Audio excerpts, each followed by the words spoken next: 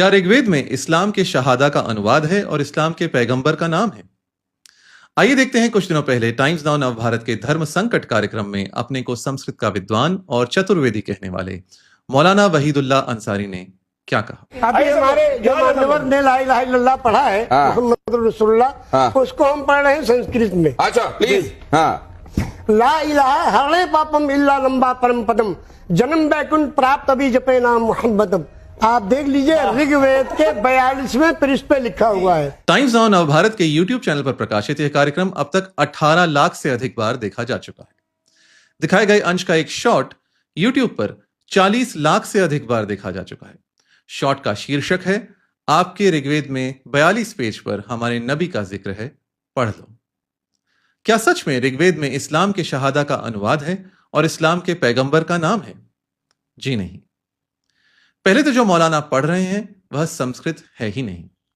कुछ संस्कृत के शब्दों को कुछ अरबी के शब्दों से मिलाकर किसी ने एक ऊट पटांग पाठ बनाया है जिसका न सिर है न पैर।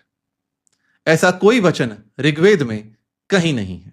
1906 ईस्वी में मोतीलाल बनारसीदास ने अमेरिकी दार्शनिक और संस्कृत के विद्वान मॉरिस ब्लूमफील्ड की पुस्तक अ वैदिक कंकॉर्डेंस छापी थी। इस पुस्तक में ऋग्वेद सहित तत्कालीन प्रकाशित वैदिक साहित्य के सभी मंत्रों और सभी गद्यों के एक एक चरण का अर्थात एक एक पंक्ति का आकारादि क्रम से अल्फाबेटिकल ऑर्डर से संकलन है।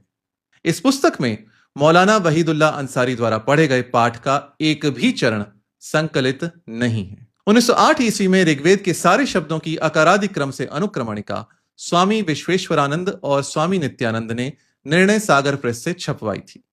इस पुस्तक में भी मुहम्मद शब्द का संकलन नहीं है। मौलाना वहीदुल्ला अंसारी ने यह भी कहा है, आप देख लीजिए ऋग्वेद के 42वें पृष्ठ पे लिखा हुआ है। कौन से प्रकाशन के ऋग्वेद में, यह मौलाना ने नहीं बताया।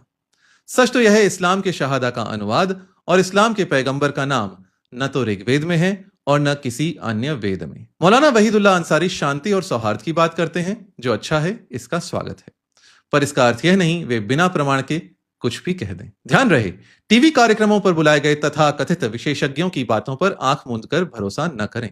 वेदों का विषय हो तो वेदों के प्रामाणिक विद्वानों से पूछें अथवा वेदों के प्रामाणिक प्रकाशनों को देखें। जनहित में प्रसारित। नमो वाह।